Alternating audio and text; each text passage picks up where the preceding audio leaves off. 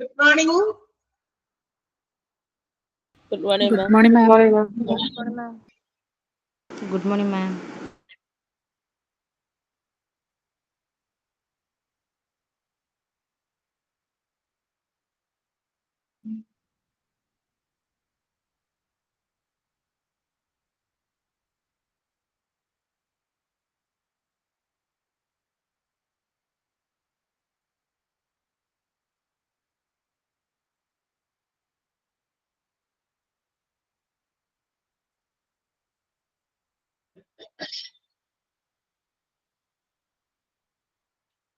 Yes. ഞാൻ തന്നെയാണ് വീണ്ടും വന്നിരിക്കുന്നത് അല്ലേ? മൂന്നാമത്തെ ദിവസമായി. ഓക്കെ. ആതിര മിസ്സിന് ഈ ഒരു വീക്കില് ഒരു എന്താ പറയാ വരാൻ പറ്റിയില്ല. ടീച്ചറുടെ മോന് വയ്യായിട്ട് വന്നു. അതുകൊണ്ടാ ആതിര മിസ്സിന്റെ കൊച്ചിന് ചെറുതായിട്ടൊരു വയ്യായിക വന്നിട്ടുണ്ട്. അപ്പൊ അതുകൊണ്ട് കുട്ടിയുടെ അടുത്ത് ആയിരിക്കണം. അതുകൊണ്ട് കുട്ടി മിസ്സിന്റെ ക്ലാസ് എടുക്കാനായിട്ട് വരാൻ പറ്റിയില്ല. ആതിര മാമിന്റെ ക്ലാസ് ആണ്. ഇന്ന് നമുക്ക് ഇച്ചിരിയൊക്കെ ധൃതി ഉള്ളതുകൊണ്ട് എന്തായാലും രണ്ടാമത്തെ അവൻ ഫുള്ളായിട്ട് അങ്ങനെ നിങ്ങൾ വിടണ്ടല്ലോ എന്ന് വിചാരിച്ചിട്ട് കുറച്ച് എടുക്കാൻ വേണ്ടി ഞാൻ വന്നതാണ് കേട്ടോ. എടുക്കുന്ന അത്രയും ടോപ്പിക് തീർന്നു പോട്ടെ എന്ന് വിചാരിച്ചിട്ട് നമുക്ക് എല്ലാവർക്കും ഇച്ചിരി എന്താ പറയാ തിരക്കുള്ള ദിവസമാണ്. എങ്കിലും മിക്ക കുറച്ചധികം പേര് ഞാൻ പ്രതീക്ഷിച്ചതിലും ആൾക്കാർ കയറിയിട്ടുണ്ട്. ഞാൻ വിചാരിച്ചില്ല ഇത്രയും പേര് ക്ലാസ്സിൽ ജോയിൻ ചെയ്യുമെന്ന്. അപ്പൊ ഇത്രയും പേരുണ്ടെന്ന് പറഞ്ഞതുകൊണ്ടാണ് ഈ അവർ വെറുതെ വിടണ്ട. കുറച്ചു നേരം നമുക്ക് 1-2 പേജെങ്കിലും പഠിക്കാൻ പറ്റിയാൽ അത്രയും ഓക്കെ. അത്ര എടുക്കുള്ളൂ. ഞാൻ കുറച്ചു നേരം എടുക്കുന്നുള്ളൂ. അത് കഴിഞ്ഞിട്ട് വിടാം. ഇന്നലെ കയറാൻ പറ്റിയില്ല അനിഷ. Okay okay. അധികം നേരം ഞാൻ എടുക്കില്ല കേട്ടോ. അപ്പൊ നമുക്ക് ഇത്രയും പെട്ടെന്ന് നിർത്താം. അപ്പൊ കഴിഞ്ഞ ദിവസം നമ്മള് എന്താ പറയാ നമ്മുടെ ഡാറ്റ കളക്ട് ചെയ്തിട്ട് സ്റ്റാൻഡേർഡും ആക്ച്വലുമായിട്ട് കമ്പയർ ചെയ്ത് what all corrective actions to be taken എന്ന് നമ്മള് ഓഡിറ്റിംഗ് നടത്തി കഴിയുമ്പോൾ ഓഡിറ്റ് നടത്താൻ വേണ്ടി നമ്മള് ക്രൈറ്റീരിയ സ്റ്റാൻഡേർഡ് ഒക്കെ ഫിക്സ് ചെയ്തു. ക്ലാസ് ആയിരുന്നു അത് ആതിര മാമിന്റെ ഇല്ലേ? അതിന് ടീച്ചറുടെ ക്ലാസ്സിലാണ് ഇപ്പൊ ഞാൻ കയറിയേക്കണേ. നിസാമാമിന്റെ ക്ലാസ് അല്ല. Okay okay. യെസ്. അപ്പോ എന്താ പറയാ അങ്ങനെയുള്ള ഓഡിറ്റിംഗ് നടത്തി. ഓഡിറ്റിംഗ് നമ്മളെപ്പോഴും നടത്തി കഴിഞ്ഞാൽ ഇറ്റ് ഷുഡ് ബി കമ്പയർഡ്. എന്തായാലും അത് കമ്പയർ ചെയ്യണം. എന്തുമായിട്ട് കമ്പയർ ചെയ്യണം? നമ്മൾ തൊട്ട് മുകളിൽ 3ാമത്തെ സ്റ്റെപ്പിൽ പഠിച്ച ക്രൈറ്റീരിയ സ്റ്റാൻഡേർഡ് ഒക്കെ ഫിക്സ് ചെയ്ത് വെച്ചിട്ട് ആ സ്റ്റാൻഡേർഡുമായിട്ട് ഒത്തു നോക്കണം. എന്നിട്ടാണ് നമ്മൾ എന്ത് ചെയ്യേണ്ടത്? അതിനനുസൃതമായിട്ട് നമുക്ക് മാറ്റങ്ങൾ വരുത്തിയാൽ ചേഞ്ചസ് കൊണ്ടുവന്നാൽ അത് ഓർഗനൈസേഷന്റെ ഗോൾസ് നേടിയെടുക്കാൻ അല്ലെങ്കിൽ അവർ ഉദ്ദേശിക്കുന്ന രീതിയിലേക്ക് എത്തിച്ചേരാൻ പറ്റുന്നതാണോ എന്ന് ചെക്ക് ചെയ്യണം അല്ലെ? അപ്പൊ അങ്ങനെയാണെങ്കിൽ should be taken some corrective measures. അതിന് വേണ്ടിയിട്ട് ചില കറക്റ്റീവ് മെഷേഴ്സ് നമ്മൾ എടുക്കണം.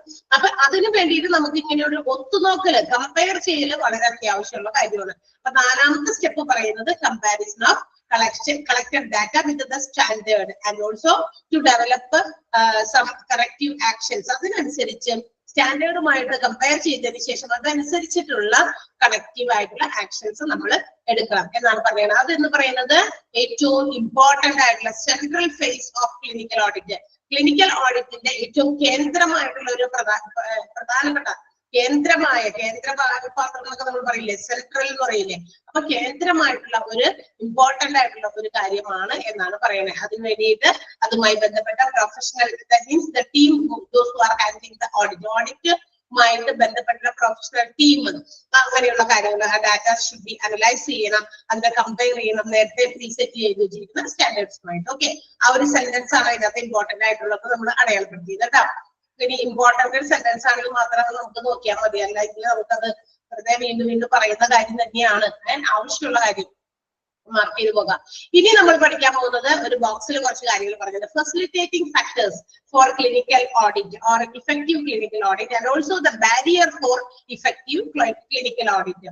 ഒരു ക്ലിനിക്കൽ ഓഡിറ്റ് നടത്തുമ്പോൾ അതിന് എഫക്റ്റീവ് ആയിട്ട് ഫെസിലിറ്റേറ്റിംഗ് ഫാക്ടേഴ്സ് ഉണ്ട് എന്ന് വെച്ചാൽ അതിനെ അനുകൂലിക്കുന്നത് എന്ന് വെച്ചാൽ അതുമായിട്ട് നമുക്ക് എന്താ പറയാ ഓഡിറ്റ് നമുക്ക് ചെയ്യാൻ വേണ്ടി നമുക്ക് അനുകൂലമായിട്ടുള്ള ചില ഘടകങ്ങളും ഉണ്ട്. അതുപോലെ തന്നെ ചില തടസ്സം നിൽക്കുന്ന ബാരിയേഴ്സ് ഉണ്ട്. ഇഫക്റ്റീവ് ആയിട്ടുള്ള ഒരു ക്ലിനിക്കൽ ഓഡിറ്റ് നടത്താൻ തടസ്സം നിൽക്കുന്ന ചില ഫാക്ടേഴ്സ് ഉണ്ട്. രണ്ടും പെട്ടിയിൽ കൊടുത്തിട്ടുണ്ട്. ഓക്കെ, ഫസ്റ്റ് ബോക്സ് കൊടുത്തിരിക്കുന്നത് ഫെസിലിറ്റേറ്റിംഗ് ഫാക്ടേഴ്സ് ആണ്. സെക്കൻഡ് വണ്ണിൽ നമ്മൾ കൊടുത്തിരിക്കുന്നത് ഒബ്സ്റ്റക്കിൾസ് ആണ്, അല്ലെങ്കിൽ ബാരിയേഴ്സ് ആണ്. എന്താ ഒബ്സ്റ്റക്കിൾ അല്ലെങ്കിൽ ബാരിയർ എന്ന് പറഞ്ഞാൽ തടസ്സം നിൽക്കുന്നത്. നല്ലൊരു ഇഫക്റ്റീവ് ഓഡിറ്റ് നടത്താൻ തടസ്സം നിൽക്കുന്നതും അതോടൊപ്പം തന്നെ അതിനെ അനുകൂലിക്കുന്നതും നമുക്ക് അനുകൂലമായ ചില ഫാക്ടേഴ്സ് ഘടകങ്ങളും ഉണ്ട്. രണ്ടും എന്താന്ന് നോക്കാം. അതുപോലെ നിങ്ങൾ കമ്പയർ ചെയ്ത് പഠിച്ചാൽ മതി. ഒന്നാമത്തേത് ഫെസിലിറ്റേറ്റിംഗ് ഫാക്ടേഴ്സിൽ പറയുന്നത് clarity of design and data collection. എന്ത് ചെയ്യണം? നമ്മൾ ഡാറ്റ കളക്ട് ചെയ്യുന്നതുമായി ബന്ധപ്പെട്ടിട്ടുള്ള ഒരു ക്ലാരിറ്റി. എങ്ങനെയാണ് നമ്മൾ ഡാറ്റ കളക്ട് ചെയ്യുന്നത്? അതിന് ഒരു ഡിസൈൻ കൊടുക്കുക, അത് നല്ല രീതിയിൽ കളക്ട് ചെയ്യാൻ വേണ്ടി.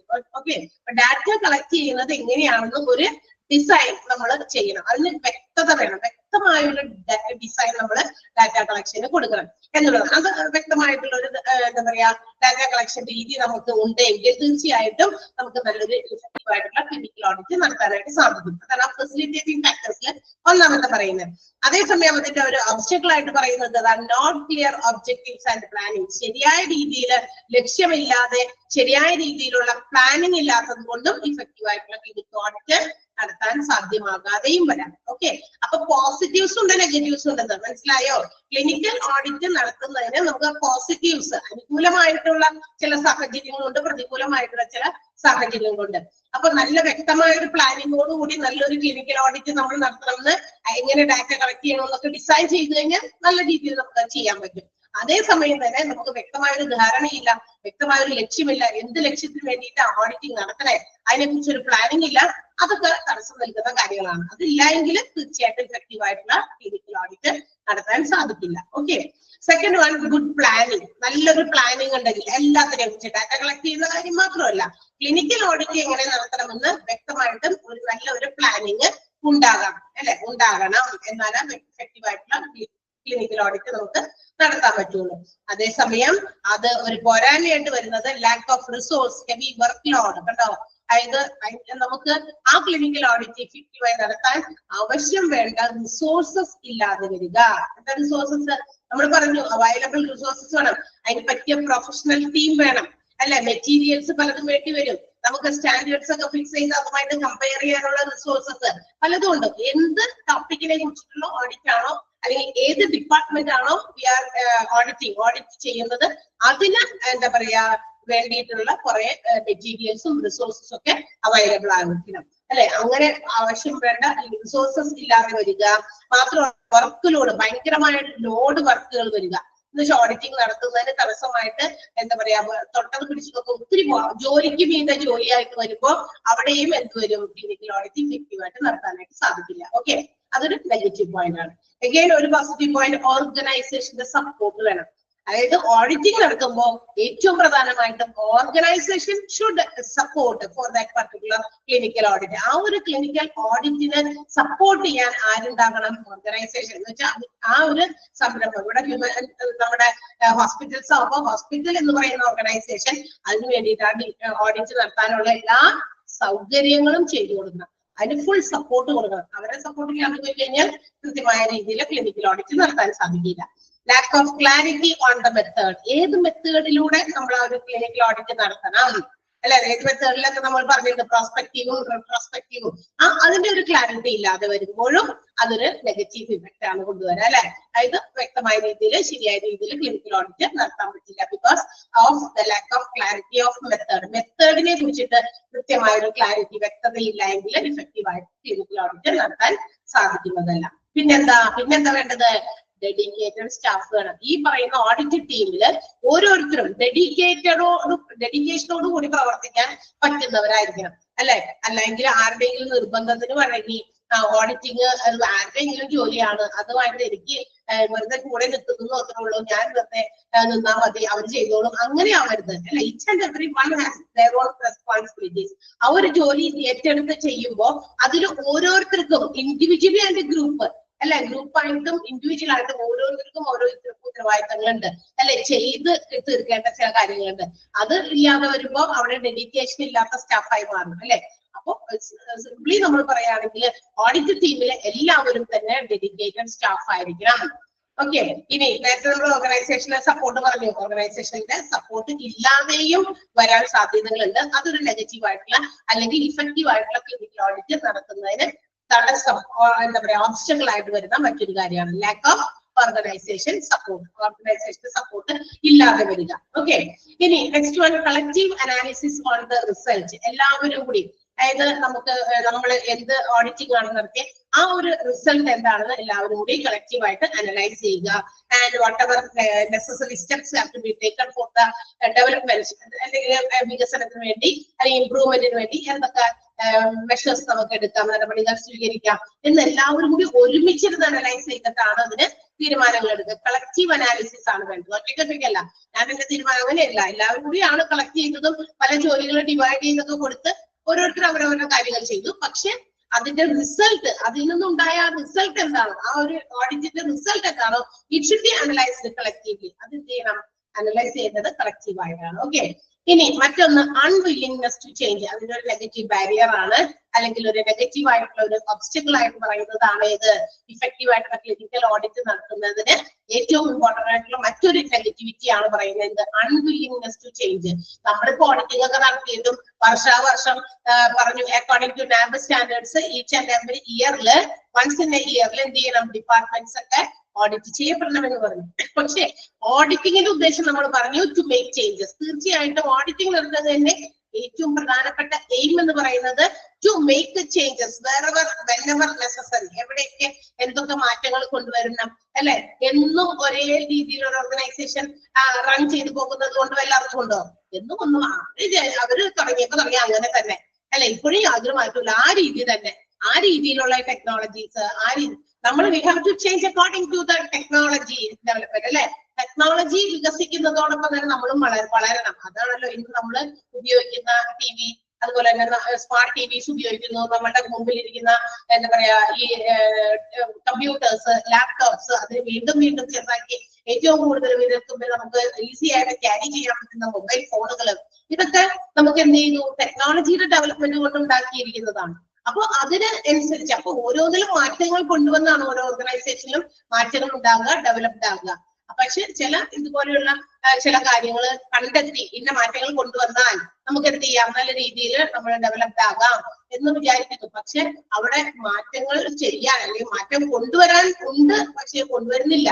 അൺവില്ലിംഗ്നെസ്, നടപ്പിലാക്കാൻ വേണ്ടി യാതൊരു തരത്തിലും ഉദ്ദേശിക്കുന്നില്ല എങ്കിൽ അത് ശരിയായി, അതും മറ്റ് എന്താ പറയാ ക്ലിനിക്കൽ ഓഡിറ്റിന്റെ മറ്റൊരു നെഗറ്റീവ് ആയിട്ടുള്ള ഒരു ഇഫക്റ്റ് ആണ്, അല്ലെങ്കിൽ ഒരു ഒബ്സ്റ്റക്കിൾ ആണ്, ബാരിയർ ആണ്. പിന്നെ ക്ലിനിക്കൽ ഓഡിറ്റ് നടത്തിയിട്ട് എന്താ, വെറുതെ ഒരു എല്ലാ വർഷവും പൈസ കൊടുത്ത് ഓഡിറ്റിംഗ് ഒക്കെ നടത്തുന്നു, യാതൊരു മാറ്റവും കൊണ്ടുവരുന്നില്ല. ഓഡിറ്റിംഗ് നടത്തുന്നതിന്റെ ഉദ്ദേശം എന്ന് പറയുന്നത് we have to make some corrections and changes, അല്ലെ? എന്തെങ്കിലും ഇംപ്രൂവ്മെന്റുകൾ, അച്ചീവ്മെന്റ് ഒക്കെ നേടാൻ വേണ്ടിയിട്ട് നമ്മള് ചില മാറ്റങ്ങൾ കൊണ്ടുവരുന്നു. അതില്ല എങ്കിൽ, അത് മാറ്റങ്ങൾ കൊണ്ടുവരുന്നില്ല എങ്കിൽ why should auditing be done, അല്ലെ? എന്തിനു വേണ്ടിയിട്ട് ഓഡിറ്റിംഗ് നടത്തേണ്ടത്? അത് പറ്റില്ല. അപ്പൊ അതുകൊണ്ടാണ്. അപ്പൊ എന്തായാലും എന്താ പറയാ കുറെ കാര്യങ്ങൾ അനുകൂലമായിട്ട് നമ്മൾ ക്ലിനിക്കൽ ഓഡിറ്റ് ഇഫക്റ്റീവ് ആക്കാൻ വേണ്ടിയിട്ടുള്ള കുറെ ഫാക്ടേഴ്സ് ഉണ്ട്. അതോടൊപ്പം തന്നെ അതിന് തടസ്സം നിൽക്കുന്ന കുറെ ഫാക്ടേഴ്സും ഉണ്ട്. അതാണ് 2 ബോക്സുകളിലായിട്ട് 5 പോയിന്റുകൾ വീതം കൊടുത്തിരിക്കുന്നത്. ക്ലിയർ ആയോ? 5 പോയിന്റ്. ഓക്കെ, അതൊന്ന് മാർക്ക് ചെയ്ത് വെച്ചേക്കാം പെട്ടി. Facilitating factors of effective clinical audit എന്നോ, അല്ലെങ്കിൽ ബാരിയേഴ്സ് ഫോർ ഇഫക്റ്റീവ് ക്ലിനിക്കൽ ഓഡിറ്റിൽ വരുന്നത് എന്നോ എന്നൊക്കെ വേണമെങ്കിലൊക്കെ ചോദിക്കാൻ സാധ്യതയുണ്ട്. അതുകൊണ്ട് അതൊന്ന് മാർക്ക് ചെയ്ത് വെച്ചേക്കാം കേട്ടാ.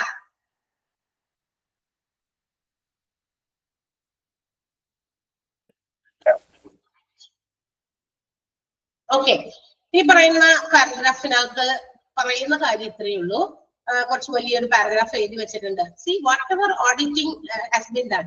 ഈ ഓഡിറ്റിംഗ് ഒക്കെ നടത്തി കഴിഞ്ഞതിന് ശേഷം നമ്മൾ എന്ത് ചെയ്യണം, ഈ ഏത് തരത്തിലുള്ള സ്റ്റാൻഡേർഡുമായിട്ടൊക്കെ നമുക്ക് എന്താ പറയാ കമ്പയർ ചെയ്ത് നോക്കണം. അതിൽ നിന്ന് എന്ത് കാര്യങ്ങളാണ് അതിന്റെ റിസൾട്ട്, ഓഡിറ്റിംഗിന്റെ റിസൾട്ട്, അതിന്റെ ഒരു ഔട്ട്കം എന്താണ് എന്നുള്ളത് മനസ്സിലാക്കണം. ഇതെല്ലാം മനസ്സിലാക്കി കഴിഞ്ഞാൽ there should be conducted some meetings in which the results should be discussed with the various professionals. നമുക്കറിയാം ഈ ഒരു ഓഡിറ്റ് നടത്താൻ വേണ്ടിയിട്ട് ആരൊക്കെയാണോ പ്രവർത്തിച്ചത്, ഇതിന്റെ പിന്നിൽ പ്രവർത്തിച്ച അവരൊക്കെ ആയിട്ട് അതിന്റെ റിസൾട്ട് നമുക്ക് ഡിസ്കസ് ചെയ്യേണ്ടതുണ്ട്. അത് മാത്രമല്ല അത് കമ്മ്യൂണിക്കേറ്റ് ചെയ്യുക, ആ റിസൾട്ട് എന്താണ് എന്നുള്ളത് മറ്റുള്ളവരുമായിട്ട് ഡിസ്കസ് ചെയ്യണം. അതിന് വേണ്ടിയിട്ടുള്ള മീറ്റിംഗ്സ് ഒക്കെ കണ്ടക്ട് ചെയ്തു അവര് അതൊക്കെ ചെയ്യുക എന്നുള്ളതാണ് പറഞ്ഞേക്കുന്നത്. ഇനി ഇതൊക്കെ കണ്ടുപിടിച്ചു അല്ലെങ്കിൽ മറ്റുള്ളവരുമായിട്ട് കൺസൾട്ട് ചെയ്തു അല്ലെങ്കിൽ കമ്മ്യൂണിക്കേറ്റ് ചെയ്തു, then what? അത് കഴിഞ്ഞ് എന്ത് ചെയ്യണം? നമ്മൾ കണ്ടെത്തിയ വിവരങ്ങൾ, നമ്മളുടെ റിസൾട്ട്, നമ്മുടെ ആക്ച്വൽ റിസൾട്ടും ആൻഡ് നമ്മളുടെ സ്റ്റാൻഡേർഡ് ഫിക്സ് ചെയ്തതുമായിട്ട് നമ്മൾ കമ്പയർ ചെയ്തു. ആൻഡ് അതിൽ നിന്ന് നമ്മൾ ഒരു ഡിസിഷനിലേക്ക് എത്തണം. എന്ത് ഡിസിഷനിലേക്ക് എത്തണേ? Whether if there is any forecast of improvement, ശരിയായ രീതിയിൽ ഇംപ്രൂവ്മെന്റ് നടത്തേണ്ട മേഖലകൾ ഉണ്ടോ എന്ന് നമുക്ക് മുൻകൂട്ടി ചിന്തിക്കണം. മനസ്സിലായി? ആക്ച്വലിനെയും സ്റ്റാൻഡേർഡുമായിട്ട് കമ്പയർ ചെയ്തതിനു ശേഷം ഇവിടെ നമുക്ക് ഇംപ്രൂവ്മെന്റ് കൊണ്ടുവരാൻ പറ്റുമോ, എന്ത് ചേഞ്ചസ് ഇവിടെ കൊണ്ടുവരാം, ആൻഡ് ആ ചേഞ്ചസ് കൊണ്ടുവന്നാൽ അത് ഓർഗനൈസേഷന്റെ അച്ചീവ്മെന്റ് നേട്ടമായി മാറുമോ എന്നുള്ളതൊക്കെ ഇവർ നമ്മൾ പരസ്പരം എന്ത് ചെയ്യണം? ആലോചിച്ച് തീരുമാനിക്കണം. ഇംപ്രൂവ്മെന്റ് കൊണ്ടുവന്നിട്ട് അല്ലെങ്കിൽ ഈ ഒരു സിസ്റ്റം മാറ്റണം. ഇപ്പൊ നമ്മൾ ഓടിച്ചു നടക്കുക, നമ്മൾ ഒരു പോരായ്മ കണ്ടു, ആ പോരായ്മ ഇല്ലാതാക്കണം. ആ പോരായ്മ ഇല്ലാതാക്കുന്നത് കൊണ്ട് എന്തെങ്കിലും പോസിറ്റീവ് ആയിട്ടുള്ള ഒരു സൈൻ ആ ഒരു ഓർഗനൈസേഷന്റെ ഡെവലപ്മെന്റിന്റെ ഒരു പുരോഗതിയുടെ ഒരു ചിഹ്നം അല്ലെങ്കിൽ ഒരു അടയാളമായിട്ട് വരുന്നുണ്ടോ എന്ന് നമുക്ക് ആലോചിക്കേണ്ടി വരും. അതിനൊക്കെയുള്ള കാര്യങ്ങളൊക്കെ ഇവരെല്ലാവരും കൂടി പരസ്പരം ആലോചിച്ച് ചിന്തിക്കണം. അങ്ങനെയാണെങ്കിൽ പോസിറ്റീവ് ഒരു സൈൻ ഉണ്ടെങ്കിൽ ചേഞ്ചസ്, അത്തരം മാറ്റങ്ങൾക്ക് വിധേയമാക്കാം. അല്ലെങ്കിൽ അങ്ങനെ ഒരു മാറ്റം വരേണ്ട ആവശ്യമില്ല. അത് ഇതുമായിട്ട് അല്ലെങ്കിൽ ഇത് ഓർഗനൈസേഷന്റെ ഡെവലപ്മെന്റിനെ ഒന്നും ബാധിക്കാനൊന്നും പോകുന്നില്ല, ഇത്തരം മാറ്റങ്ങൾ നമ്മൾ കൊണ്ടുവന്നാൽ അങ്ങനെയാണെങ്കിൽ നമുക്കത് അങ്ങനെ ഒരു കാര്യം അങ്ങനെ ഒരു ആക്ഷൻ നമ്മൾ കറക്റ്റ് ചെയ്യേണ്ട ആവശ്യമില്ല. മനസ്സിലായോ? അപ്പൊ സ്റ്റാൻഡേർഡ് കമ്പയർ ചെയ്യുക, സ്റ്റാൻഡേർഡ് ആക്ഷനുമായിട്ട് കമ്പയർ ചെയ്യാം, നെസസറി ആക്ഷൻ എടുക്കേണ്ടത് എടുക്കുക. അല്ലാന്നുണ്ടെങ്കിൽ അത് ഓർഗനൈസേഷന്റെ അച്ചീവ്മെന്റ് ആണോ എന്ന് നോക്കുക, എന്നിട്ട് എന്ത് ചെയ്യുക, അത് നടപ്പിലാക്കുക. അല്ലാന്നുണ്ടെങ്കിൽ അത് വേണ്ടാന്ന് വയ്ക്കണം. അല്ലെ? ഇപ്പൊ കുറെ പൈസയും കുറെ എന്താ പറയാ ഫണ്ടൊക്കെ നമ്മൾ അതിനു വേണ്ടിയിട്ട് അത്തരം മാറ്റങ്ങൾ കൊണ്ടുവരാനൊക്കെ നമ്മൾ എടുത്തു, ഫണ്ടൊക്കെ ഫോം ചെയ്തു, എന്നിട്ട് അത് കൊണ്ടുവന്നിട്ട് there is no any improvement, എന്തെങ്കിലും തരത്തിലുള്ള ഒരു ഇംപ്രൂവ്മെന്റ് ആ ഓർഗനൈസേഷൻ ഉണ്ടായില്ല എങ്കിൽ, അച്ചീവ് ചെയ്യാൻ സാധിച്ചില്ല എങ്കിൽ വൈ അല്ലെ എന്തിനു വേണ്ടിയിട്ട് അങ്ങനെ ഒരു മാറ്റങ്ങൾ കൊണ്ടുവന്നേ? സോ അപ്പൊ ഓർഗനൈസേഷന്റെ വളർച്ച, വികസനം, ഗ്രോത്ത്, അതാണ് അൾട്ടിമേറ്റ് ആയിട്ട് ഉദ്ദേശിക്കുന്നത്. അപ്പൊ അതിന് വേണ്ടിയിട്ടുള്ള മാറ്റങ്ങൾ ഓഡിറ്റിലൂടെ സ്റ്റാൻഡേർഡുമായിട്ട് ഫിക്സ് ചെയ്ത് ഇംപ്ലിമെന്റ് സച്ച് ചേഞ്ചസ്, അത്തരം ചേഞ്ചസ് ഇംപ്ലിമെന്റ് ചെയ്യാം. സോ ഫോർ ദാറ്റ് അതിന് വേണ്ടിയിട്ട് ട്രെയിനിങ് കൊടുക്കാം എംപ്ലോയീസിന് അല്ലെങ്കിൽ മറ്റുള്ളവർക്ക്, ജോലിക്കാർക്ക് സെമിനാർസ് കണ്ടക്ട് ചെയ്യാം. ഡിസ്കസ്ഡ് മറ്റു ഗ്രൂപ്പായിട്ട് ആളുകളെ തിരിച്ചിട്ട് പിയർ എന്ന് പറയുന്നത് അവിടെ പിയേഴ്സ് എന്ന് പറയുന്ന ആളുകളുമായിട്ട് ഗ്രൂപ്പായിട്ട് ഡിസ്കസ് ചെയ്ത് what all changes can be done എന്നുള്ള കാര്യങ്ങളൊക്കെ മനസ്സിലാക്കി അങ്ങനെയുള്ള കാര്യങ്ങളൊക്കെ കണ്ടെത്തി അതിന്റെ ഒരു റിസൾട്ട് അതിൽ നിന്ന് മാറ്റങ്ങൾ കൊണ്ടുവരാനായിട്ട് ശ്രമിക്കണം. അതാണ് ഓർഗനൈസേഷൻ ചെയ്യേണ്ടത്. അല്ലാതെ വെറുതെ ഡാറ്റ അനാലിസിസ് നടത്തി എന്ത് ചെയ്യുന്നു, ഏതായാലും ഓഡിറ്റിംഗ് ചെയ്യുന്നതല്ലേ, അപ്പൊ ഡാറ്റ അനാലിസിസ് നടത്തുന്നു, സ്റ്റാൻഡേർഡ് കമ്പയർ ചെയ്യുന്നു, ആവശ്യമുള്ളവർക്കും ഇല്ലാത്തവർക്കൊക്കെ ഇംപ്രൂവ്മെന്റുകൾ കൊണ്ടുവരുന്നു, ചേഞ്ചസ് കൊണ്ടുവരുന്നു, അതിന്റെ ആവശ്യമില്ല. മനസ്സിലായോ?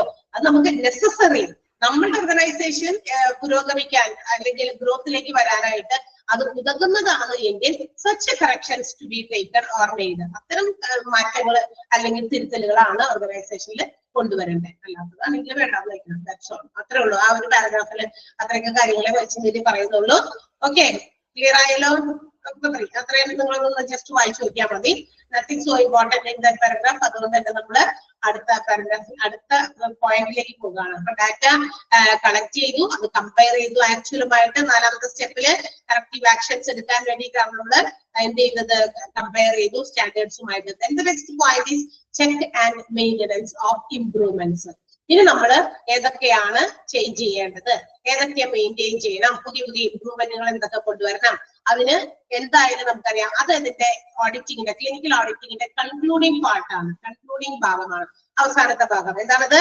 Audit cycle concludes with the verification and monitoring of implemented strategies. നമ്മൾ എന്ത് ചെയ്യാം, മാറ്റങ്ങൾ കൊണ്ടുവരും എന്ന് പറഞ്ഞില്ലേ, സ്റ്റാൻഡേർഡ്സുമായിട്ട് കമ്പയർ ചെയ്ത് we have to take corrective actions. So after taking the corrective actions, അങ്ങനെ കറക്റ്റീവ് ആയിട്ടുള്ള ആക്ഷൻസ് എടുത്തു, ചേഞ്ചസ് കൊണ്ടുവന്നു.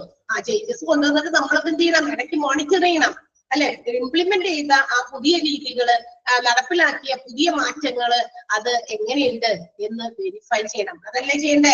അത് ഇടയ്ക്കിടയ്ക്ക് ചെയ്തുകൊണ്ടിരിക്കണം. നമ്മൾ മാറ്റം കൊണ്ടുവന്നപ്പോ അത് ഓർഗനൈസേഷന്റെ എന്താ പറയാ പുരോഗമനത്തിലേക്ക് നയിക്കുന്നുണ്ടോ എന്നൊക്കെ ചെക്ക് ചെയ്യണം എന്ന് അതാണ് പറഞ്ഞേക്കണം. ഓഡിറ്റ് സൈക്കിളിന്റെ കൺക്ലൂഡിംഗ് പാർട്ടിലാണ് checking and maintenance of improvements. Improvement ഉണ്ടോ എന്ന് നമ്മൾ നോക്കേണ്ടത് എപ്പോഴാണ്? ഈ പറയുന്ന പുതിയ കറക്ഷൻസ് കൊണ്ടുവന്നിട്ട് വെരിഫിക്കേഷനിലൂടെ മോണിറ്ററിംഗിലൂടെയാണ് വി ക്യാൻ കൺക്ലൂഡ്, നമുക്ക് കൺക്ലൂഡ് ചെയ്യാൻ പറ്റുക. അതെ, ശരിയാണ്, ഓർഗനൈസേഷന്റെ വികസനത്തിലേക്ക് നയിക്കുന്നുണ്ട്, നമ്മൾ മാറ്റം കൊണ്ടുവന്നത് കൊണ്ടാണ്, ഇങ്ങനെ മാറ്റിയത് കൊണ്ടാണ് അങ്ങനെ മാറിയത് എന്നൊക്കെ നമുക്ക് പറ്റും അല്ലെ, അറിയാൻ പറ്റും. അപ്പൊ അതാണ് ഏറ്റവും ഇമ്പോർട്ടന്റ് ആയിട്ടുള്ള കാര്യം. മറ്റൊരു ക്ലിനിക്കൽ ഓഡിറ്റില് periodic such verifications to be done. പീരിയോഡിക്കലായിട്ട് അത്തരം വെരിഫിക്കേഷൻസ് നടത്തണമെന്ന്. നമ്മൾ ചേഞ്ചസ് ഇൻട്രൊഡ്യൂസ് ചെയ്ത് കഴിഞ്ഞാൽ പിന്നെ അവസ്ഥയ്ക്ക് നോക്കാതിരുന്ന കാര്യമില്ല. ഇടയ്ക്കിടയ്ക്ക് പീരിയോഡിക്കൽ, എന്താ പീരിയോഡിക്കൽ മീൻസ് 3 months ഒരു വൺസോ അല്ലെങ്കിൽ 6 months വൺസോ ഒക്കെ നമ്മൾ നടത്തണമെങ്കിൽ വൺസിന്റെ മന്തോ അല്ലെ ആ മാസത്തിൽ ഒരിക്കലൊക്കെ അത്തരം ചേഞ്ചസ് കൊണ്ട് എന്ത് മാറ്റമാണ് ഓർഗനൈസേഷൻ ഉണ്ടായേ എന്ന് ചെക്ക് ചെയ്യണം. അപ്പൊ periodical verification should be done according to the changes introduce. നമ്മൾ ഇൻട്രൊഡ്യൂസ് ചെയ്ത ചേഞ്ചസിന് എന്തൊക്കെ തരത്തിലും പുരോഗമനം ഉണ്ടോ എന്ന് അത് പീരിയോഡിക്കൽ ഓഡിറ്റിലൂടെ അസസ്മെന്റിലൂടെയാണ്, വെരിഫിക്കേഷനിലൂടെയാണ് നമുക്ക് സാധിക്കുക. ഓക്കെ, അപ്പൊ നമുക്ക് എന്ത് ചെയ്യാൻ പറ്റും, നമ്മളുടെ ഓർഗനൈസേഷന്റെ വളർച്ച എത്രത്തോളമായി എന്ന് നമുക്ക് കമ്പയർ ചെയ്ത് നോക്കാൻ പറ്റും. ഓക്കെ, ഇനി അടുത്തത് എന്താണ്? യെസ്, അപ്പോ ഒരു ഓർഗനൈസേഷന്റെ സക്സസ് നമുക്ക് നടത്തുന്നത് ഇത്തരം മോണിറ്ററിങ്, നമ്മൾ ഇംപ്രൂവ്മെന്റുകൾ കൊണ്ടുവന്നിട്ട് ആ ഇംപ്രൂവ്മെന്റുകളൊക്കെ നമ്മൾ എത്രത്തോളം ഉണ്ട് എന്ന് വെരിഫൈ ചെയ്ത് മോണിറ്ററിങ് ചെയ്ത് ഒക്കെ ചെയ്യുമ്പോഴാണ് we can find the success of the organisation. ആ ഓർഗനൈസേഷന്റെ വികസനം അല്ലെങ്കിൽ വളർച്ച നമുക്ക് മനസ്സിലാക്കാനായിട്ട് സാധിക്കുന്നു. ഓക്കെ, അതൊക്കെ തന്നെയാണ് പറയുന്നത്. വലിയ ഇമ്പോർട്ടന്റ് ആയിട്ടുള്ള കാര്യമൊന്നുമില്ല. ഇവിടെ ഒരു സെന്റൻസ് ഒന്ന് മാർക്ക് ചെയ്തേക്കാം. It is essential for a proper process of clinical audit to schedule periodic verifications of the effects of changes introduced. ആ ഒരു സെന്റൻസ് മാത്രം ഒന്ന് അണ്ടർലൈൻ ചെയ്യാം. ആ ഒരു സെന്റൻസ് ഇന്ത്യയിൽ എന്ന് പറഞ്ഞിട്ട് തുടങ്ങിയിരിക്കുന്ന പാരഗ്രാഫാണ്. ഇന്ത്യയുടെ ആവശ്യമില്ല. It is essential for a proper process of clinical audit to schedule periodic verifications on the effect of changes introduced.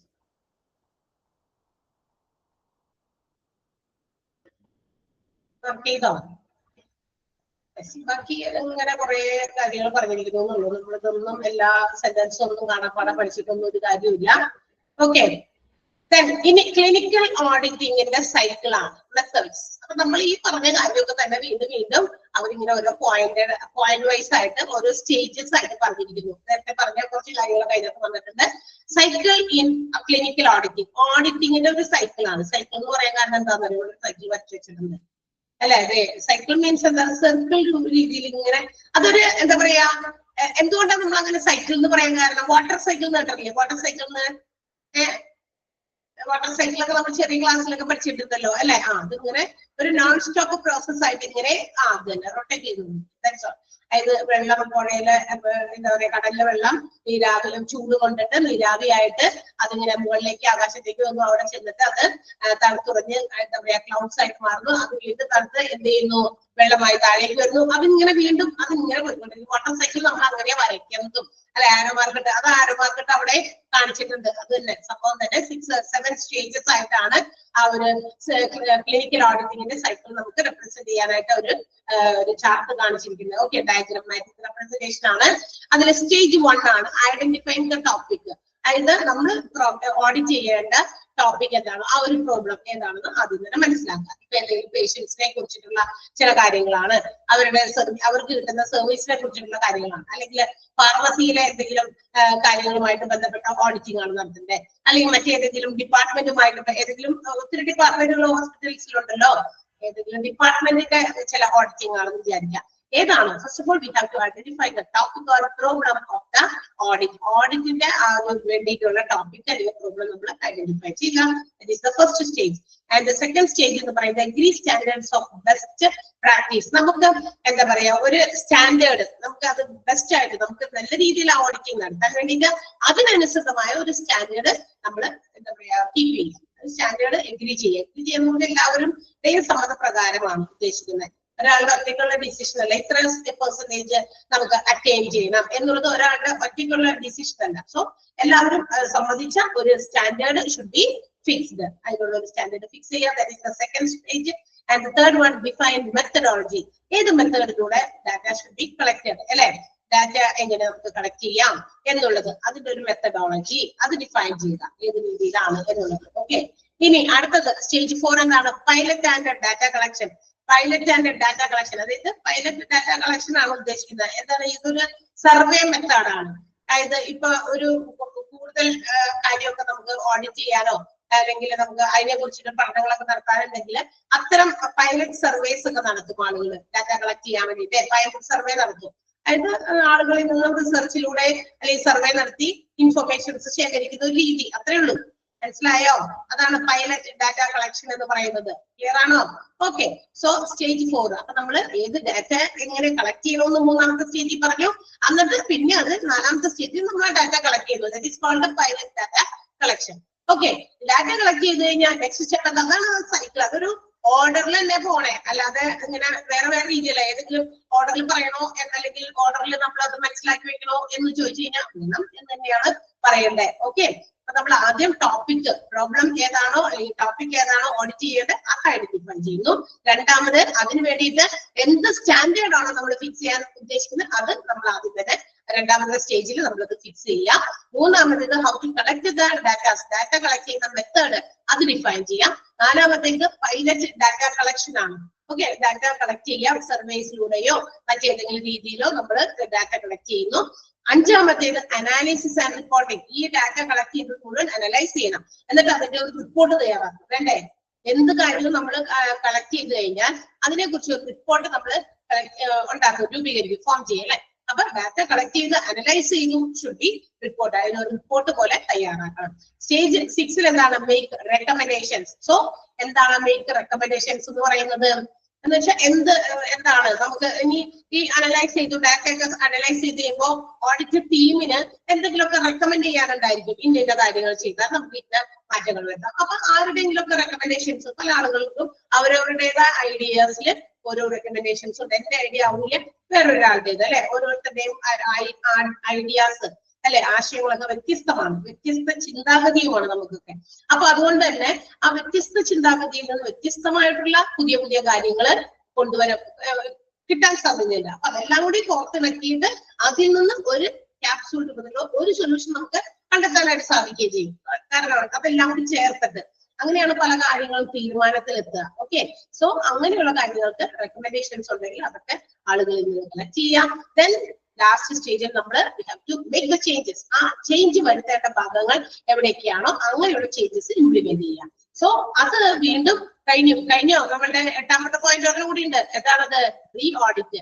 ഇനി അതിനുശേഷം നമ്മൾ ചേഞ്ചസ് വന്നു കഴിഞ്ഞാൽ വീണ്ടും നമ്മൾ ഓഡിറ്റിങ് അസസ് ചെയ്യണം അല്ലെ, ഇടയ്ക്കിടയ്ക്ക് അസസ് ചെയ്ത്. അതുകൊണ്ടാണ് അതിനെ നമ്മൾ ഒരു സൈക്കിൾ ഓഫ് ക്ലിനിക്കൽ ഓഡിറ്റ് എന്ന് വിളിക്കാനുള്ള കാരണം. ആ ഒരു ക്രമത്തിൽ തന്നെ, ആ ഒരു ഓർഡറിൽ തന്നെ നമ്മളത് മനസ്സിലാക്കി വെക്കണം. ഓക്കെ, ആ സാധനം തന്നെയാണ് ഇവിടെ ഇങ്ങനെ ഒരു ഡയഗ്രമാറ്റിക് ആയിട്ട് ഒരു സർക്കിൾ രൂപത്തിൽ നമ്മളത് എന്ത് ചെയ്തിരിക്കുന്നത്, കാണിച്ചിരിക്കുന്നത്. ഓക്കെ, ആ ഒരു സർക്കിളിൽ വെച്ചിരിക്കുന്നതൊന്നും നോക്കിയേ, അതിനകത്തുള്ളതൊക്കെ തന്നെയല്ലേ നോക്കിയേ ഇവിടെ വന്നത്. എന്തെങ്കിലും വ്യത്യസ്തമായിട്ട് വന്നിട്ടുണ്ടോ? ഇല്ല. ഓക്കെ, ഈ സ്റ്റേജസ് തന്നെയാണ് ഇനി കൂടുതൽ എക്സ്പ്ലനേഷൻസിലേക്ക് താഴെ വന്നേക്കുന്നത്. ആ സ്റ്റേജസ് തന്നെയാണ് എക്സ്പ്ലെയിൻ ചെയ്തിരിക്കുന്നത്. അപ്പൊ നിങ്ങൾ അതൊന്നും നോക്കുക ആദ്യം തന്നെ. ആ 8 സ്റ്റേജസ് ഓഫ് ക്ലിനിക്കൽ ഓഡിറ്റിംഗ് എന്ന് പറയുന്ന 8 സ്റ്റേജസ് ഒന്ന് വായിച്ചു നോക്കാം. ആ സ്റ്റേജസ് എല്ലാം തന്നെ അതിന്റെ ആ പോയിന്റുകൾ തന്നെ ഇമ്പോർട്ടന്റ് ആണ് കേട്ടോ. ആ ഒരു ഡയഗ്രമാറ്റിക് റെപ്രസെന്റേഷൻ മനസ്സിൽ ഓർത്ത് വെച്ചോ, അത് ഇമ്പോർട്ടന്റ് ആണ്. അത് തന്നെയാണ് ഇവിടെ ഇങ്ങനെ പോയിന്റ് ഇട്ട് എഴുതിയിരിക്കുന്നത്. രണ്ടൊന്നല്ലേ, അത് ഇമ്പോർട്ടന്റ് ആണെന്നൊന്ന് എഴുതി വെക്കാം.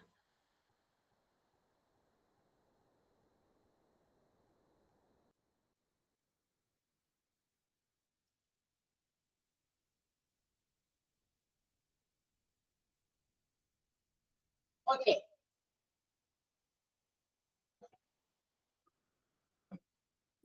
ക്ലിയർ ആണല്ലോ അവിടെ വരെ?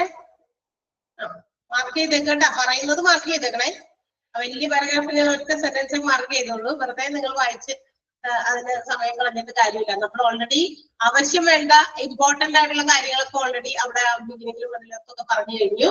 പിന്നെ ഇനി ഇമ്പോർട്ടന്റ് ആയിട്ടുള്ളത് ഈ ഒരു സ്റ്റേജസ് ആണ്. നമ്മളുടെ ക്ലിനിക്കൽ ഓഡിറ്റിന്റെ പ്രധാനപ്പെട്ട ഏതൊക്കെ ഘട്ടങ്ങളിലൂടെ കടന്നു പോയിട്ടാണ് ഓഡിറ്റിംഗ് അത് കംപ്ലീറ്റ് ആകുക. അത് കംപ്ലീറ്റ് ആകുന്നില്ല ഒരിക്കലും. അതിങ്ങനെ സൈക്കിളായിട്ട് ഇങ്ങനെ റൊട്ടേറ്റ് ചെയ്ത് ഇങ്ങനെ പോയിക്കൊണ്ടേയിരിക്കും.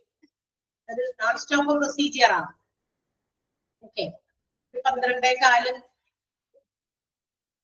മാർക്ക് ചെയ്യേണ്ടത് ഈ ഒരു ഡയഗ്രാം. ഈ ഡയഗ്രാം തന്നെയാണ് ആ പോയിന്റ് ഇട്ട് 8 പോയിന്റ് എഴുതിയിരിക്കുന്നത്, സ്റ്റേജ് 8 വരെ. 12:15 വരെ ഞാൻ എടുത്തോട്ടെ. 12:15 വിട്ടേക്കാം. യെസ്, എല്ലാവർക്കും ജോലിയൊക്കെ ഉണ്ടെന്ന് എനിക്കറിയാം അല്ലെ? എന്നാ വർഗീസ് ഇല്ലേ? ജോലി ഇല്ലേ? അല്ല, യെസ്. അപ്പൊ നമുക്ക് 1-2 പോയിന്റ് കൂടി ആ സ്റ്റേജസ് ഒന്ന് വേണമെങ്കിൽ ഒന്ന് ഡിഫൈൻ ചെയ്യാം. എന്താണ് ഒന്നാമത്തെ സ്റ്റേജിൽ നമ്മൾ എന്താ പറഞ്ഞേ? Identify the topic or problem to be audited. നമ്മൾ എന്ത് ചെയ്യണം? ഒരു ടോപ്പിക് തിരഞ്ഞെടുക്കണം, ഓഡിറ്റ് ചെയ്യപ്പെടേണ്ട കാര്യം. വെറുതെ ചെന്നിട്ട് ഓഡിറ്റിങ്ങിന്റെ ഒരു സമയമായി, നാബിന്റെ സ്റ്റാൻഡേർഡ്സ് പ്രകാരം പറഞ്ഞിരിക്കുന്നത് വൺസ് ഇൻ എ ഇയർ എന്ത് ചെയ്യണം? ഈച്ച് ആൻഡ് എവറി ഡിപ്പാർട്ട്മെന്റ് എന്ത് ചെയ്യണം? ഓഡിറ്റ് ചെയ്യണം എന്നാണ്. പക്ഷെ ഒരു ഡിപ്പാർട്ട്മെന്റിലും വാട്ട് ഷുഡ് ബി ഓഡിറ്റഡ്, എന്ത് കാര്യമാണ് അതിന്റെ പർട്ടിക്കുലർ സബ്ജക്ട്, അതിന്റെ ഒരു ടോപ്പിക് എന്താണെന്ന് ആദ്യം തന്നെ ഐഡന്റിഫൈ ചെയ്യണം എന്നാണ് നമ്മൾ പറഞ്ഞത്. അങ്ങനെ നമ്മൾ ചൂസ് ചെയ്യുമ്പോൾ ഒരു ക്ലിനിക്കൽ ഓഡിറ്റിന് അങ്ങനെ ഒരു ടോപ്പിക് നമ്മൾ ചൂസ് ചെയ്യുമ്പോൾ നമ്മൾ ചില കാര്യങ്ങൾ ഉറപ്പുവരുത്തേണ്ടതുണ്ട്, ചില കാര്യങ്ങൾ എൻഷുർ ചെയ്യേണ്ടതുണ്ട്. എന്തൊക്കെയാണ് ആ കാര്യങ്ങൾ? ഒന്ന്, the problem to be audited has an important impact. അതായത് അതിന്റെ റിസൾട്ട്, ആ ക്ലിനിക്കൽ ഓഡിറ്റ് നടത്തുമ്പോൾ അതിൽ നിന്നുണ്ടാകുന്ന ആ ഒരു ഔട്ട്കം, റിസൾട്ട്, ആ റിസൾട്ട് എന്തിന്റെയൊക്കെ ബേസിസിൽ? കോസ്റ്റ്, അതിന് വരുന്ന ചെലവ്, അതിനുണ്ടാകുന്ന റിസോഴ്സസ്, അതിന് വേണ്ടി വരുന്ന റിസോഴ്സസ്, അതിനുണ്ടാകാവുന്ന റിസ്കുകൾ, ഇതെല്ലാം കൂടി കണക്കിലെടുത്തിട്ട് വേണം ആ ഒരു പ്രോബ്ലം ഓഫ് ഓഡിറ്റ് നമ്മൾ എന്ത് ചെയ്യേണ്ടത്? സെലക്ട് ചെയ്യേണ്ടത്. അതായത് ഏത് പ്രോബ്ലം നമ്മൾ ടോപ്പിക് നമ്മൾ ഓഡിറ്റിംഗിന് വേണ്ടി സെലക്ട് ചെയ്യുമ്പോഴും we have to consider its cost, resources and also the risks involve. അതിനകത്ത് ഉൾപ്പെട്ടിരിക്കുന്ന റിസ്കുകൾ, ഈ 3 കാര്യങ്ങൾ നമ്മൾ മനസ്സിലാക്കി വെക്കണം. ഓക്കെ, എത്രത്തോളം റിസ്ക് ആയിട്ടുള്ള കാര്യമാണ് ആ ഒരു പർട്ടിക്കുലർ കാര്യം ഓഡിറ്റ് ചെയ്യാൻ, എന്ത് കോസ്റ്റ് അതിന് വരും, എന്തൊക്കെ റിസോഴ്സസ് അവൈലബിൾ ആയിട്ടുണ്ട്, അതൊക്കെ കിട്ടുമോ, ലഭ്യമാകോ, ഇതാണ് ഒന്നാമത്തെ കാര്യം. ഓക്കെ, ഇനി അടുത്തത് എന്താ? Improvements made on such subject in question can be easily evaluated and the source of important clinical organizational consequence. അതായത് നമുക്ക് ഇംപ്രൂവ്മെന്റുകൾ വരുത്താൻ, അതായത് നമുക്ക് ഓരോ ഓഡിറ്റ് നടത്തുമ്പോൾ ആ ഓഡിറ്റില് പല കാര്യങ്ങളും ഇംപ്രൂവ്മെന്റ് വരുത്താനൊക്കെ ഉണ്ടായിരിക്കും. അപ്പൊ അങ്ങനെയുള്ള ചില ഇംപ്രൂവ്മെന്റുകൾ വരുത്താൻ വേണ്ടിയുള്ള ചില ചോദ്യങ്ങൾ, അതൊക്കെ നമ്മൾ മനസ്സിലാക്കി ഇവാലുവേറ്റ് ചെയ്ത് അതിനെ കുറിച്ചുള്ള വിലയിരുത്തലുകളൊക്കെ നടത്തി അതിന്റെ സോഴ്സും ആ ഒരു ഓർഗനൈസേഷനിൽ അതിനുണ്ടാകാവുന്ന കോൺസിക്വൻസ്, അതിന്റെ പ്രതിഫലവും ഒക്കെ മനസ്സിലാക്കിയിട്ട് വേണം നമ്മൾ എന്ത് ചെയ്യാനായിട്ട്? ആ ഒരു ടോപ്പിക് നമ്മൾ തിരഞ്ഞെടുക്കാനായിട്ട്. അതായത് ടോപ്പിക് തിരഞ്ഞെടുക്കുമ്പോൾ അത് നമുക്ക് എത്രത്തോളം ഇവാലുവേറ്റ് ചെയ്യാം, അതിനുള്ള ചോദ്യങ്ങൾ കൂടി ചോദിക്കുക. അതായത് നമ്മളുടെ കയ്യിൽ ഒതുങ്ങുമോ അല്ലെ ഈ ഓഡിറ്റ്, നമുക്ക് അതിൽ നിന്നുണ്ടാകുന്ന ആഫ്റ്റർ ഇഫക്റ്റ്, നമ്മുടെ ഓർഗനൈസേഷനിൽ അതെന്ത് മാറ്റങ്ങൾ കൊണ്ടുവരും, ഇങ്ങനെയുള്ള കാര്യങ്ങൾ കൂടി കണക്കിലെടുക്കുക എന്നാണ് ഉദ്ദേശിക്കുന്നത്. ഓക്കെ, ആൻഡ് മൂന്നാമത്തേത് there should be some strong scientific evidence. ഇതിനൊക്കെ ശാസ്ത്രീയമായ ചില എവിഡൻസുകൾ അവൈലബിൾ ആയിരിക്കണം. ഈ ഓഡിറ്റിന് നമ്മൾ തിരഞ്ഞെടുക്കുന്ന ഓഡിറ്റിന്റെ ടോപ്പിക്കിന് ശാസ്ത്രീയമായി ചില എവിഡൻസുകൾ അവൈലബിൾ ആയിരിക്കണം. എന്ന് വെച്ചാൽ ഏത് ഗൈഡ് ലൈൻ ഫോളോ ചെയ്യണം, ഓഡിറ്റിംഗ് നടത്താനുള്ള റൂൾസ് പ്രിൻസിപ്പിൾസ് എന്തൊക്കെയാണ് ഫോളോ ചെയ്യേണ്ടത്, പിന്നെ അതിന്റെ സിസ്റ്റമാറ്റിക് റിവ്യൂസ്, അതിനെ കുറിച്ചിട്ടുള്ള റിവ്യൂകൾ, അതൊക്കെ ശാസ്ത്രീയമായിട്ടാണ് നമ്മൾ കളക്ട് ചെയ്തിട്ടുണ്ടായിരുന്നു. അപ്പൊ അത്തരം ഈ 3 കാര്യങ്ങളുമാണ് ഒന്നാമത്തെ സ്റ്റേജിൽ, ഫസ്റ്റ് സ്റ്റേജിൽ നമ്മൾ ആ ടോപ്പിക് തിരഞ്ഞെടുക്കുമ്പോൾ ആ ടോപ്പിക് അല്ലെങ്കിൽ പ്രോബ്ലം ഏതാണ് ഓഡിറ്റ് ചെയ്യുന്നത് അത് മനസ്സിലാക്കുമ്പോൾ, ഐഡന്റിഫൈ ചെയ്യുമ്പോൾ ശ്രദ്ധിക്കേണ്ട കാര്യങ്ങൾ, 3 കാര്യങ്ങൾ. ഓക്കെ, അത് വായിച്ച് മനസ്സിലാക്കിയാൽ മതി. Next one, agree standards of best practice. ഇനി എന്താ നമ്മൾ പറഞ്ഞേ? നമുക്കറിയാം, അതിനുശേഷം ടോപ്പിക് തിരഞ്ഞെടുത്തു കഴിഞ്ഞാൽ രണ്ടാമത്തെ സ്റ്റേജിൽ നമ്മൾ പറഞ്ഞു ആ ഒരു ഇതിനു വേണ്ടിയിട്ടുള്ള സ്റ്റാൻഡേർഡ് നമ്മൾ എന്ത് ചെയ്യണം? ഡിറൈവ് ചെയ്യണം. എവിടെയെങ്കിലും ഒരു പ്രത്യേക സ്റ്റാൻഡേർഡ് നമ്മൾ ഫിക്സ് ചെയ്യണം. അതിന് വേണ്ടിയിട്ട് നമ്മൾ നേരത്തെ പറഞ്ഞിട്ടുണ്ട് എന്തിനെയൊക്കെ ആശ്രയിക്കാം? ഇന്റർനാഷണൽ ഗൈഡ് ലൈൻസ് അല്ലെ, വിദേശത്തിലുള്ള ഹോസ്പിറ്റൽസുമായിട്ടൊക്കെ അവിടുത്തെ എന്തെങ്കിലുമൊക്കെ സോഴ്സസ് ഒക്കെ അവൈലബിൾ ആണെങ്കിൽ അവര് ആ ഒരു പർട്ടിക്കുലർ ടോപ്പിക് ഓഡിറ്റ് ചെയ്തപ്പോൾ എന്ത് ഗൈഡ് ലൈൻസ് ആണ്, പ്രിൻസിപ്പിൾസ് ഉപയോഗിച്ചത് എന്നുള്ളത് നമുക്ക് സെർച്ച് ചെയ്ത് കണ്ടുപിടിച്ച് നോക്കാം. അത് അങ്ങനെ അതിന്റെ ഒരു ബേസിസിൽ നമുക്ക് റൂൾസ് ഉണ്ടാക്കാം. ഓക്കെ, അപ്പൊ അപ്പൊ ഇന്റർനാഷണൽ റൂൾസ്, അതുപോലെ തന്നെ സയന്റിഫിക് ലിറ്ററേച്ചർ, സയൻസ് ശാസ്ത്രീയപരമായിട്ടുള്ള മറ്റ് ഏതെങ്കിലും ബുക്കുകളോ മറ്റു കാര്യങ്ങളൊക്കെ വായിച്ചിട്ട് അങ്ങനെ, അല്ലെങ്കിൽ എക്സ്പേർട്സുമായിട്ട് മറ്റ് ഏതെങ്കിലും തരത്തിലുള്ള വിദഗ്ധരായിട്ടുള്ള ആളുകൾ അതിനെ കുറിച്ചുള്ള പഠനങ്ങളൊക്കെ നടത്തിയിട്ടുള്ളവരുണ്ടെങ്കിൽ അങ്ങനെയുള്ളവരുമായിട്ട് കൺസൾട്ട് ചെയ്ത്, പിന്നെ അവരുടെ മറ്റ് ഹെൽത്ത് കെയർ ഓർഗനൈസേഷൻസ്, നമ്മുടെ ഹോസ്പിറ്റലെല്ലാം മറ്റേതെങ്കിലും ഹോസ്പിറ്റൽസ് നടത്തിയിരിക്കുന്ന അത്തരം സ്റ്റാൻഡേർഡുകളൊക്കെ എത്രയൊക്കെയായിരുന്നു ഫിക്സ് ചെയ്തിട്ട് അത് വേണമെങ്കിൽ നോക്കിയോ മനസ്സിലാക്കിയോ ഒക്കെ വേണമെങ്കിൽ, അതല്ലാതെ പേഴ്സണൽ കേസ് സ്റ്റഡീസ് വ്യക്തിപരമായിട്ട് നമ്മൾ സ്വന്തമായിട്ട് അവർ അതിനെ കുറിച്ചുള്ള പഠനങ്ങളൊക്കെ നടത്തി ഇത്ര സ്റ്റാൻഡേർഡ് ഫിക്സ് ചെയ്യാം എന്ന് നമുക്ക് സ്വന്തമായിട്ടും തീരുമാനമെടുക്കാം. അപ്പൊ ഇതിൽ ഏതെങ്കിലും രീതിയിൽ നമുക്ക് എന്ത് ചെയ്യാം, ഒരു സ്റ്റാൻഡേർഡ് ഫിക്സ് ചെയ്യാനായിട്ട് സാധിക്കും. Second point, agree of standard അല്ലെ, agree standard of best practice. നല്ല രീതിയിൽ നമുക്കൊരു എന്താ പറയാ ക്ലിനിക്കൽ ഓഡിറ്റ് നടത്താൻ വേണ്ടി ഒരു എഗ്രീഡ് ആയിട്ടുള്ള ഒരു സ്റ്റാൻഡേർഡ് ഫിക്സ് ചെയ്യുക എന്നുള്ളതാണ് second stage. Okay, third one എന്താണ്, ഡിഫൈൻ മെത്തഡോളജി. അതായത് ഓഡിറ്റിങ്ങിന്റെ വേണ്ടിയിട്ട് ഏത് ടൈപ്പ് ഓഫ് ഓഡിറ്റ് പ്രോസസ് ആണ് നമ്മൾ ഫോളോ ചെയ്യേണ്ടത്, അത് ഓഡിറ്റിന്റെ ഒബ്ജക്റ്റീവ്സിനെ ലക്ഷ്യം വെച്ചിട്ടാണ്. അതായത് ഓഡിറ്റിങ്ങിന്റെ ഒബ്ജക്റ്റീവ്സിനെ ഡിപ്പെൻഡ് ചെയ്തിട്ടാണ് we have to choose the type of audit process. Audit process ഏത് നടത്തണം, ഏത് രീതിയിൽ ഡാറ്റ കളക്ട് ചെയ്യണം, ഓഡിറ്റിംഗ് എങ്ങനെ നടത്തണം എന്നുള്ളത് ഡിഫൈൻ ചെയ്യുന്നത് എന്തിന്റെ ബേസിസിലാണ്, ഡിപ്പെൻഡിങ് ഓൺ ഓഡിറ്റ് ഒബ്ജക്റ്റീവ്. ഓഡിറ്റിന്റെ ലക്ഷ്യം തന്നെ വെച്ചിട്ടാണ് മെത്തഡോളജി നമ്മൾ ഡിഫൈൻ ചെയ്യുന്നത്. ഓക്കെ, അത് പോയിന്റുകൾ നിങ്ങൾ പഠിച്ചു വെച്ചാൽ മതി. അതിന്റെ ഉള്ളിലുള്ള എക്സ്പ്ലനേഷൻ അതിനുമായിട്ട് ബന്ധപ്പെട്ടതാണ്. ചില ഈ ഒരു രണ്ടാമത്തെ പോയിന്റിൽ ഓൾറെഡി നമ്മൾ ഈ ഒരു സെന്റൻസ് അണ്ടർലൈൻ ചെയ്ത് വെച്ചിട്ടുണ്ട്, ഇല്ലയോ? എവിടെയെങ്കിലും അണ്ടർലൈൻ ചെയ്ത് ഓർമ്മയുണ്ടോ? കഴിഞ്ഞ ദിവസം സ്റ്റാൻഡേർഡ്സ് ഒക്കെ നമ്മൾ ഫിക്സ് ചെയ്യുമ്പോൾ അത് നമുക്ക് വെരിഫിക്കേഷൻ വേണ്ടിയിട്ട് ഇന്റർനാഷണൽ ഗൈഡ് ലൈൻസും സയന്റിഫിക് ലിറ്ററേച്ചർ ഇത് ഓൾറെഡി സെന്റൻസ് മാർക്ക് ചെയ്തേക്കുന്നതാണ്. അതുകൊണ്ട് ഞാൻ പറഞ്ഞ നിങ്ങൾ ആ പോയിന്റുകൾ, സ്റ്റേജസിന്റെ പോയിന്റുകൾ മാത്രം പഠിച്ചാൽ മതി. ഉള്ളിലുള്ളത് ചിലതൊക്കെ നമ്മൾ എവിടെയൊക്കെയോ മാർക്ക് ചെയ്തിട്ടുണ്ട്. ഇനി മാർക്ക് ചെയ്യാനുണ്ടെങ്കിൽ ഞാൻ നിങ്ങളോട് പറഞ്ഞുതരാം, അത് മാർക്ക് ചെയ്താൽ മതി. ഓക്കെ, എല്ലാത്തിന്റെയും നിങ്ങൾ മാർക്ക് ചെയ്യണ്ട. അപ്പൊ ഡിഫൈൻ മെത്തഡോളജി മനസ്സിലായല്ലോ. മെത്തഡോളജി നമ്മൾ എന്താ പറയാ, അല്ലെങ്കിൽ method or type of clinical audit എന്തിനെ ഡിപ്പെൻഡ് ചെയ്തിരിക്കുന്നു, ഓഡിറ്റിന്റെ ഒബ്ജക്റ്റീവ്സിനെ ഡിപ്പെൻഡ് ചെയ്തിട്ടാണ് ഇരിക്കുക. ഓക്കെ, അപ്പൊ ആ സെന്റൻസ് ഒന്നുകൂടെ അണ്ടർലൈൻ ചെയ്ത് വെച്ചേക്കാം. Method or type of audit process is chosen depending on audit objectives എന്നുള്ള സെന്റൻസ്. ഓക്കെ, ഈ നാലാമത്തെ പോയിന്റ് കൂടി പറഞ്ഞിട്ട് ഞാൻ നിർത്തിക്കോളാം. Pilot and data collection. ഇത് പൈലറ്റ് ആൻഡ് ഡാറ്റ കളക്ഷൻ എന്ന് പറഞ്ഞു കഴിഞ്ഞാൽ അതായത് ഒരു പൈലറ്റ് സർവേ നടത്തുക. Always do a pilot survey നടത്തുക എന്നാണ്. അതിനൊരു എക്സാമ്പിൾ പറഞ്ഞിട്ടുണ്ട്. അതായത് 2-3 പോയിന്റ് ആയിട്ട് ഒരു എക്സാമ്പിൾ പറഞ്ഞിട്ട്, look at 2 or 3 patient cases or records. ഇപ്പൊ നമുക്ക് ഡാറ്റ കളക്ട് ചെയ്യുന്നതിന് മുമ്പ് ഏതെങ്കിലും ഒരു പർട്ടിക്കുലർ കാര്യത്തെ കുറിച്ച് നമുക്ക് ഡാറ്റ കളക്ട് ചെയ്യണമെങ്കിൽ ഇപ്പൊ 2-3 പേഷ്യൻസിന്റെ അവരുടെ കേസ് സ്റ്റഡി അല്ലെങ്കിൽ അവരുടെ റെക്കോർഡ്സ് ഒക്കെ എടുത്തിട്ട് നോക്കുക. 2-3 പേഷ്യൻസിന്റെ നോക്കുക. ഇനി check whether your audit design works by testing it in a few cases. എന്നിട്ട് എന്ത് ചെയ്യാം, നമ്മൾ ഉണ്ടാക്കി വെച്ചിരിക്കുന്ന ആ ഓഡിറ്റിങ്ങിന്റെ ഒരു ഡിസൈൻ ഉണ്ടല്ലോ, നമ്മളൊരു ഡിസൈൻ ചെയ്തിട്ടുണ്ട് നമ്മുടെ ഓഡിറ്റ്.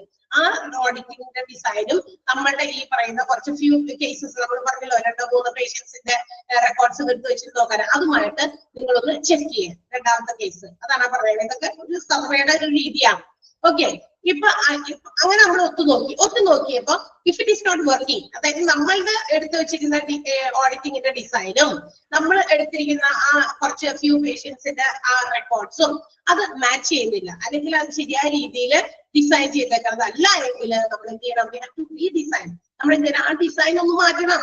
ആ പേഷ്യൻസിന്റെ റെക്കോർഡ്സുമായിട്ട് നമ്മുടെ ഓഡിറ്റിങ്ങിന്റെ ആ ഒരു ഇതിനെ നമ്മൾ റീഡിസൈൻ ചെയ്യണമെന്ന്. എന്നിട്ട് എന്ത് ചെയ്യണം, വീണ്ടും ഒന്നുകൂടി പൈലറ്റ് സർവേ നടത്തണം. ഓക്കെ, അതാണ് പറഞ്ഞേക്കുന്നത്.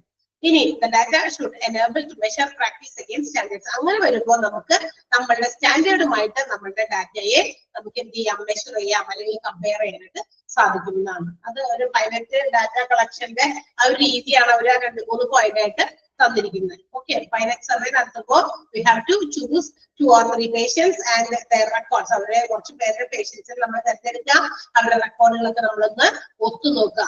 എന്നിട്ട് നമ്മളുടെ ഓഡിറ്റ് ഡിസൈനും ആ പേഷ്യൻസിന്റെ ഇതുമായിട്ട് നമ്മളൊന്ന് ടെസ്റ്റ് ചെയ്ത് നോക്കുക.